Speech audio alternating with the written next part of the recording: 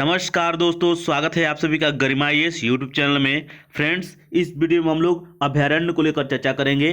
भारत में ऐसे कई अभयारण्य हैं जिनमें बाघों की संख्या उनकी क्षमता से अधिक हो गई है। यानी कहने का मतलब यह है कि कुछ अभयारण्य ऐसे हैं जिनमें आवश्यकता से ज़्यादा बाघों की संख्या हो गई है, वह उस क्षमता को वहन नहीं कर सकता, ढो नहीं सकता है। इसके लिए नए अभयारण्यों में बाघों को ले जाया जाएगा वहाँ से निकाल करके, और नए अभयारण्यों को एक तरीके से टाइगर रिजर्व की घोषणा भी कर दी जाएगी, उसको टाइगर रिजर्व घोषित कर दिया जाएगा। इसके लिए वन एवं पर्यावरण मंत्रालय ने भी आपको मंजूरी दे दी है कि इस साल 5 अभयारण्य को टाइगर रिजर्व बनाने की घोषणा की है। यानी 5 अभयारण्य को टाइगर रिजर्व बना दिया जाएगा इस साल।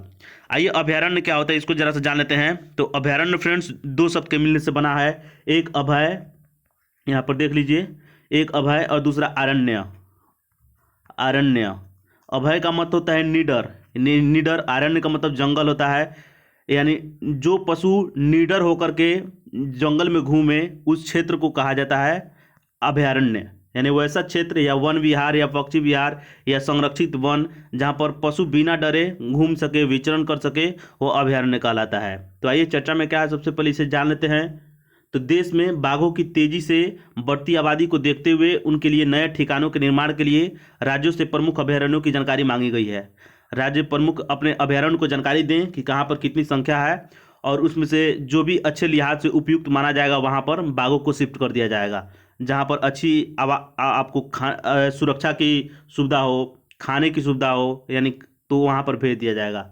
इनमें से जो भी बाघों के लिए उपयुक्त पाए जाएंगे उन्हें आने वाले दिनों में टाइगर रिजर्व का दर्जा भी दे दिया जाएगा। बाघों के लिहाज से भारत की स्थिति को देख लीजिए तो दुनिया के 70% बाघ अकेले भारत में पाए जाते हैं। वर्तमान में भारत में 51 टाइगर रिजर्व हैं जिनमें उपलब्ध बाघों की संख्या 3000 है। ध्यान में रखिएगा, भारत में सबसे ज़्यादा बाघ हैं, 3000 के करीब भारत में बाघ अभी मौजूद हैं।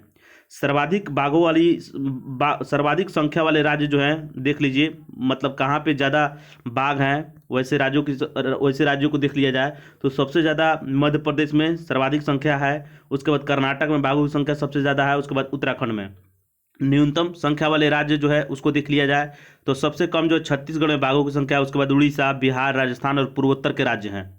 आइए, वन एवं पर्यावरण मंत्रालय के मुताबिक जो बातें कही गई उसको जान लेते हैं। तो इस साल 5 अभयारण्यों को टाइगर रिजर्व का दर्जा दिया जाएगा। इसकी मंजूरी जो है केंद्र सरकार द्वारा दे दी गई है, यानी वन एवं पर्यावरण मंत्रालय के द्वारा दे दी गई है। छत्तीसगढ़ के गुरु घासीदास नेशनल पार्क को आपको बना दिया जाएगा टाइगर रिजर्व। राजस्थान के रामगढ़ विषधारी अभयारण्य को बना दिया जाएगा टाइगर रिजर्व। कर्नाटक के एम हिल अभयारण्य को टाइगर रिजर्व बना दिया जाएगा। बिहार के कैमूर वन्यजीव अभयारण्य को टाइगर रिजर्व बना दिया जाएगा। और अरुणाचल प्रदेश के दिबांग वन्यजीव अभयारण्य को टाइगर रिजर्व बना दिया जाएगा। अब इसके निष्कर्ष में आप लोग क्या लिखिएगा कि सरकार द्वारा, अपने तरीके से निष्कर्ष लिखिएगा कि सरकार द्वारा उठाया गया एक अच्छा कदम है। अगर ऐसा नहीं किया गया तो जिन अभयारण्यों में बाघों की संख्या बढ़ रही है वो बाघ क्या करेंगे, तो अपने नज़दीकी जो भी मानव बस्तियां हैं उन पे हमला करेंगे, क्योंकि ज़्यादा उनके रहने के लिए अगर अच्छे तरीके से सीमित क्षेत्र हो जाएगा, रहने के लिए ज़्यादा संख्या में बाघ किसी अभयारण्य में हो जाएंगे तो वहाँ पर रहने के लिए सीमित संख्या हो जाएगा, भोजन की भी उपलब्धता उतनी नहीं मिल पाएगी। तो इसके लिए वे बाघ बाहर निकलेंगे, अभयारण्य के जो सीमा है उससे बाहर निकलेंगे और मानव बस्तियों पर हमला कर देंगे। इससे बचने के लिए सरकार द्वारा उचित कदम उठाया जा रहा है कि जिन अभयारण्यों में या जिन टाइगर रिजर्व में संख्या बढ़ रही है वहाँ से निकाल करके नए अभयारण्य में या जहाँ पर संख्या कम है वहाँ पर शिफ्ट कर दिया जाएगा। तो इस तरीके से आप लोग कमेंट बॉक्स में जरूर लिखिए। मिलेंगे नेक्स्ट वीडियो में। नमस्कार, धन्यवाद।